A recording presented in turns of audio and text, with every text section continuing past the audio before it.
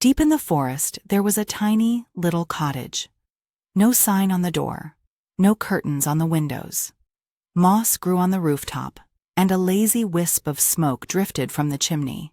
No one knew exactly when it appeared. Some said it was a time cottage, a place where time slowed down, where everything paused just enough to be felt again. But the cottage didn't show itself to everyone. Only those who truly needed to slow down would ever stumble upon it. One day, Fairy Rabbit Lily was spring cleaning. She polished the mushroom window, sorted Winter's books and notebooks, and dusted every corner. The whole forest seemed to be waking up, but Lily felt rushed. "Is it spring already?" she whispered to herself, looking at her calendar filled with checklists and plans. Her heart fluttered with a soft kind of unease. So she went out for a walk by the stream. Step by step, she wandered farther than she meant to, until she lost her way. Oddly, she didn't panic. In fact, she felt a strange relief. Then she turned a corner, and there it was, the time cottage. She gently pushed the door open. Inside, it was silent. The air smelled faintly of milk tea. On the wall hung a large clock, but its hands didn't move. There was a wooden couch, a crackling fireplace, an old ticking clock, and one thick book labeled Time Journal. Lily opened the journal. Page after page, she found gentle little entries. Today, Little Hedgehog folded his blanket all by himself. Granny Fox healed a bird's sore throat with her slow-cooked soup. One evening, Bunny heard her mother's voice in the wind. She sat on the couch, reading in silence. And slowly, something inside her settled. She remembered. Her first day in the forest, scared and excited. Her first time helping a friend. The smile they shared.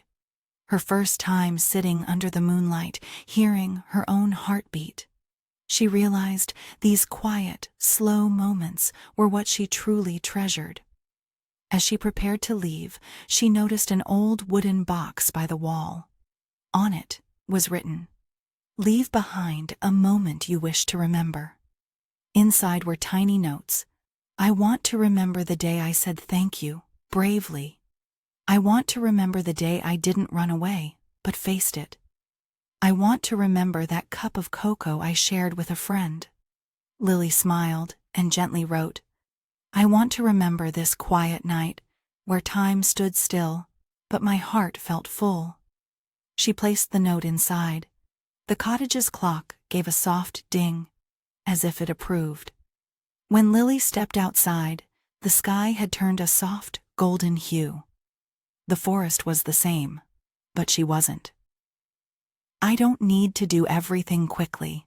I just need to move slowly, gently, one true step at a time," she whispered. That night, Fairy Rabbit Lily wrote that very thought into her own journal, then quietly closed the book. And as the wind rustled through the forest, it carried with it a whisper from time itself. "Thank you for pausing to listen." In the forest, there stood an old oak tree. On its trunk was a tiny mailbox. Nobody knew who had placed it there, or whether it really worked at all. But Fairy Rabbit Lily knew. It was the forest's unsent mailbox. Whenever someone wrote a letter they didn't dare send, or a letter to someone long gone, or simply a letter to speak from the heart, they'd place it in that little mailbox. One overcast afternoon, Lily passed by the old oak and noticed the mailbox was stuffed full. She opened it. Letter upon letter spilled out like a paper mountain. Some were scribbled with lines like, "I don't know if he even wants to hear this. Maybe this isn't important. It's okay if no one ever reads it." Lily gathered the letters gently. She could feel the unspoken emotions trembling quietly between the pages. She decided to do something. Let the letters be heard.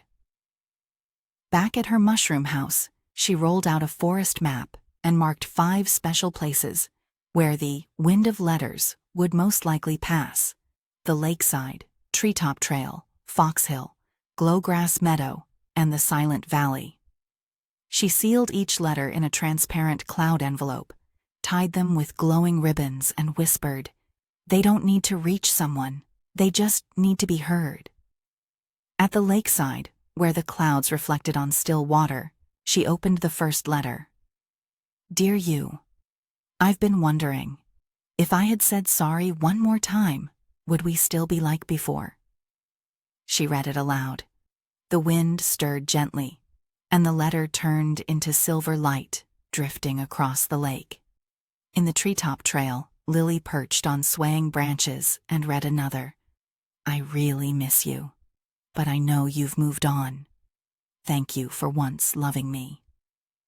Little birds stood on her shoulder. As the wind brushed past, the message lifted and flew. On Fox Hill, where the wind howled, she stood on the hilltop and read, "I won't wait for your reply anymore, but I want you to know I kept every letter you sent in the kindest drawer of my heart." The wind howled like it was weeping, or maybe letting go. In the glowgrass meadow, where starlight flowers shimmered, she lay on the soft grass and whispered, "The day you left, I said I didn't care, but I've waited every day since. I no longer blame you. Don't blame yourself, okay? This letter has no address, but I hope the wind finds your heart." With every letter she read, another star lit up above. Finally, she reached the silent valley.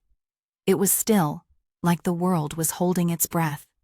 She opened the last letter and read, "I always wanted to ask you, did I ever make you happy?" When she finished, she said nothing, but the wind gently nodded.